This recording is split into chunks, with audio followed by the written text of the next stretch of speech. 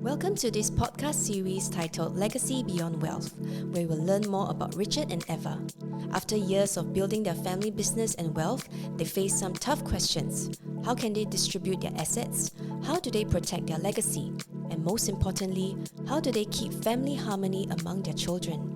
In this series, get a sneak peek into real conversations between clients and their advisor at Providend, and learn how thoughtful legacy planning brings peace of mind and protects what matters most to our clients and their families.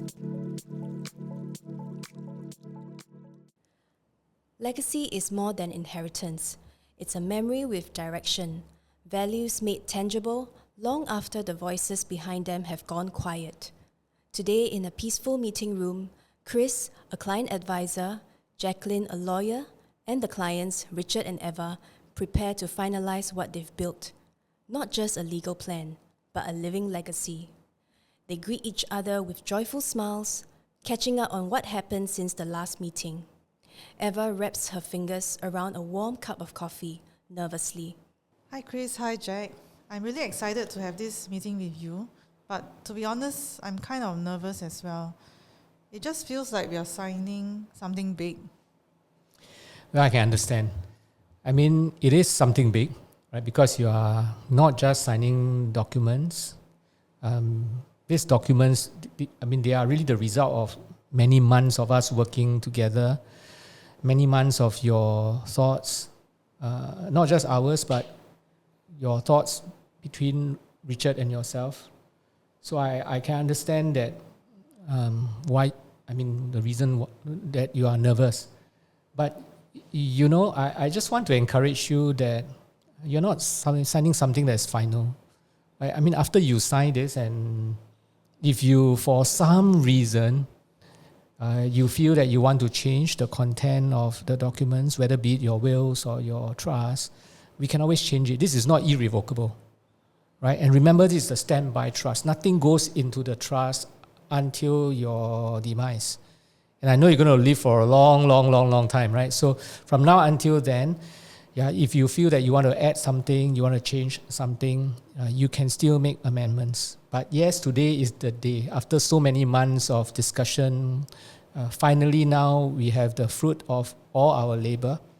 So I know it's nervous, but it's also very exciting. I echo Chris's sentiments. What we're doing today is really just formalizing both the structure of the trust and capturing your intent. Over the past few months, you have already made many hard decisions, and what we're doing today is to just anchor them in writing. Great. I'm excited. Let's get into it. They begin with the letter of wishes, a private, non-binding, yet powerful complement to legal estate tools like wills and trusts. It's where the heart of the plan lives. So here's a clean copy for your review. As Chris mentioned earlier in our past meeting, this letter is not legal in the enforceable sense, but the corporate trustees that you have appointed do take it seriously. And it's the guidance that you have provided to the generations that come after you, your children. It's your philosophy. Jacqueline reads key excerpts out loud. We want our children to grow into their independence. We hope that this trust will be a support, not a crutch. Education is a lifelong value, formal or otherwise. We encourage thoughtful risk, whether that's a startup, a master's degree, or a year spent volunteering. I hope our children can feel how much thought we've put into this. I'm sure they can. I mean, even as I read your letter of wishes, I can actually feel your voice, I can feel your tone. Although Jack read it for all of us, but actually this is really written by you. I mean, it's not something that we got Jack to write it. It's not written in a cold, hard legal language. Right? These words are actually from you, and I'm sure your children will know that they are from you. And you have added something special, right? Because these are individual messages to each child. You're not writing, generically. You are actually penning down your individual message to each of your children.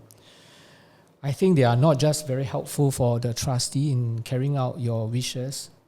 I think when your children receive these words, they will look at it as a gift. Yeah, thanks, Chris. Like you mentioned before, it is important that they know who we are, what we stand for, what we believed in, and not just the assets that we left them. Not to worry, Richard and Eva, we've included space for you to update your letter of wishes over time. You might want to write a new version every few years or after major milestones that you have experienced. Actually, I quite like that. Life change, right, over time. So our perspective as well. Yeah, and it keeps the legacy alive because legacy planning, right, it's not just about the documents, the wills, the trust. It is really the values that you want to model for your children, right? And along the way, there could be, as your children, especially your grandson Yen, right, as he grows up, there might be certain beliefs that you want him to inculcate, right? And if you can think of these things, you can always include that in your letter of wishes. So really, this whole legacy planning thing is dynamic. It's not static. It's like I said, it's not something that you do and then that's it. You sign it, you keep it in a safe box and you don't look at it. When we meet each other for our regular progress meeting, we can always talk about it again. The only one thing I'll say is that each time when we want to change the letter of wishes, it will be good to come back to Jack again, for her to take a look at it, just to make sure that there is clarity, right? I mean, we want to keep as much as possible your language. We want to keep as much as possible your tone of voice. But at the same time, we want to make sure that it is actually pretty clear for your trustee so that you know how to act on it. Yeah. So in our progress meeting on a yearly basis, we can review it. You can add on to your LOW. But after we are done, I think it's a good thing to come back again and then we get Jack to take a look at it just to make sure that from a legal standpoint, it's actually very clear for the trustee. The air is still. As the trust deed is laid out beside the letter of wishes, Jacqueline walks Richard and Eva through each signature line. Methodically, respectfully, not rushing, not glossing over. Here's the moment we've all been waiting for. This is the deed establishing the family trust. It names the trustee that you have appointed, outlines the purpose of the trust, and sets out how funds may be used. Richard, you'll sign here, and Eva, you'll sign here. Congratulations. We have finally done it after many, many months of discussion, working on the documents. So I'm really very happy for both of you, right? Because you have in your hands not just your wills, but also the standby trust. You have just created something that will be there with your family beyond your time here with them. Hi listener, we hope you've been enjoying this episode and the podcast series so far. If this podcast has been beneficial to you, please give us a rating on Spotify, Apple Podcasts, or your favorite podcast platform. And if you're watching this on YouTube, do like this video and subscribe to not miss our future episodes. Thank you, and let's get back to the episode. Thanks, Chris. Actually, it's more emotional than I expected. Yeah, it is. But I'm really glad that we are actually doing this. Thanks, Chris, and thanks, Jack, for all your assistance throughout this process. Richard and Eva hold each other's hands tightly. Their eyes brim with joyful tears.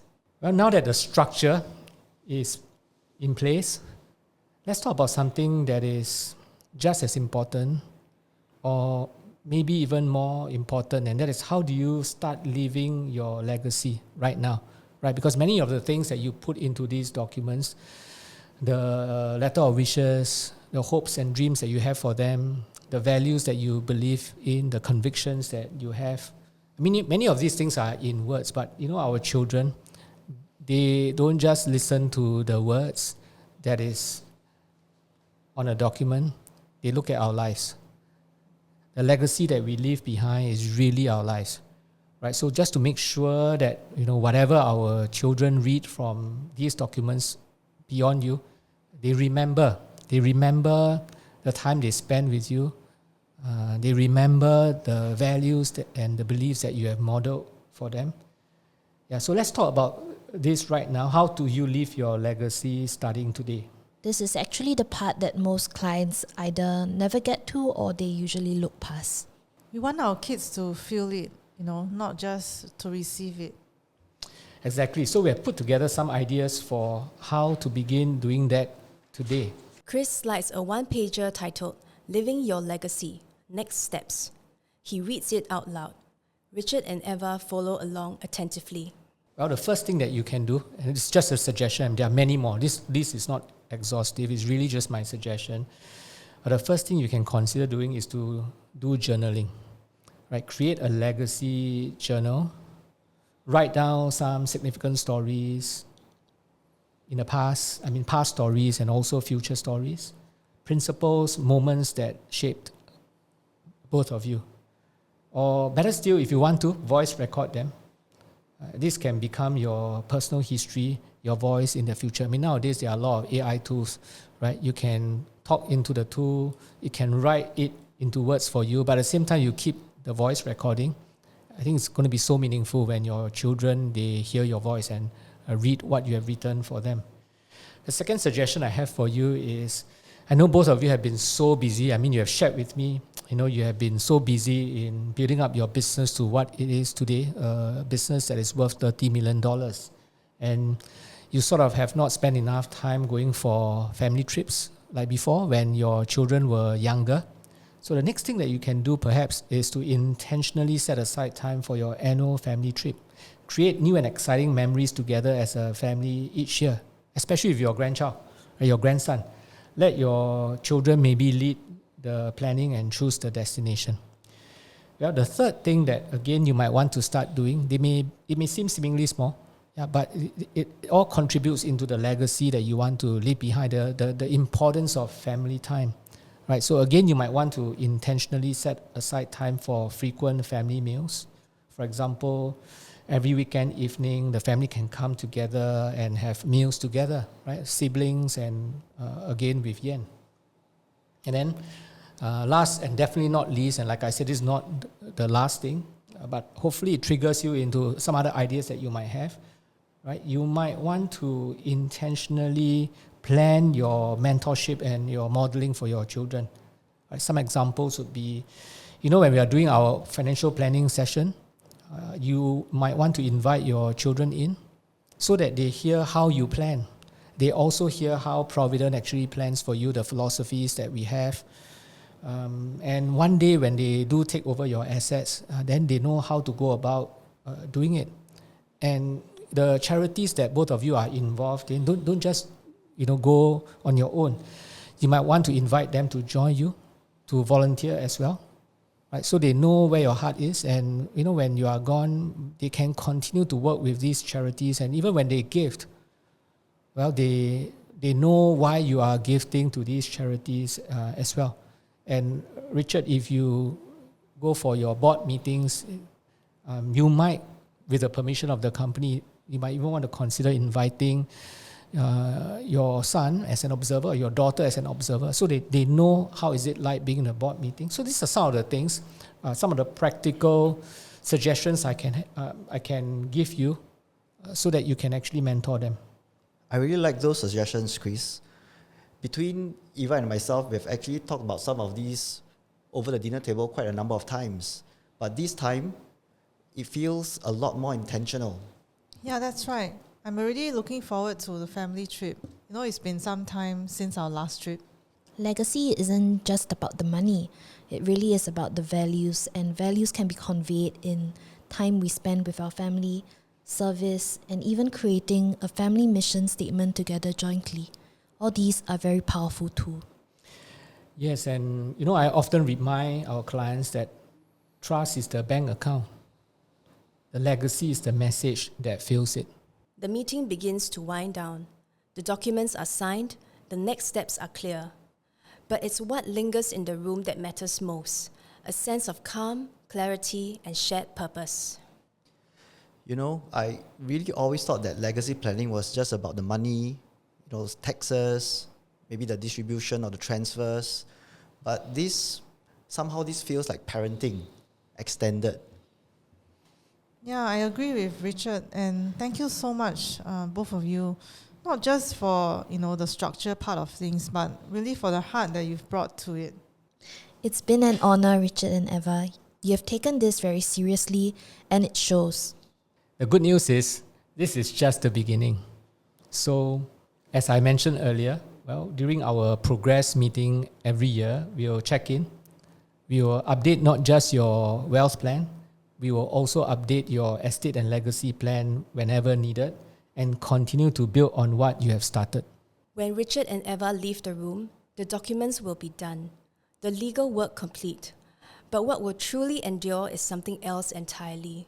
The wisdom, the warmth, and the quiet strength woven into every choice they've made.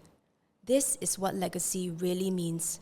Not just the assets you pass on, but the life you model, the values you name, and the love you put in writing that will carry on with your loved ones after you pass. This is legacy beyond wealth. And with that, we've come to the final episode of this mini-series. We hope it sparks reflection and a deeper appreciation for what it truly means to leave a legacy. All analysis, views, or opinions from interviews, recommendations, and other information broadcasted, podcasted, or published herein are provided for general information purposes only. Information expressed does not take into account any specific situation, particular needs, or objectives, and should not be construed as specific advice or a recommendation. Information has been obtained from sources that are deemed to be reliable, but their accuracy and completeness cannot be guaranteed. Always consult with a qualified investment, legal, or tax professional before taking any action. Providend Limited does not accept any liability for any loss whatsoever arising from any use of the information broadcasted, podcasted, or published herein. All contents and information contained herein may not be copied or reproduced in whole or in part by any means without prior consent of Providend Limited.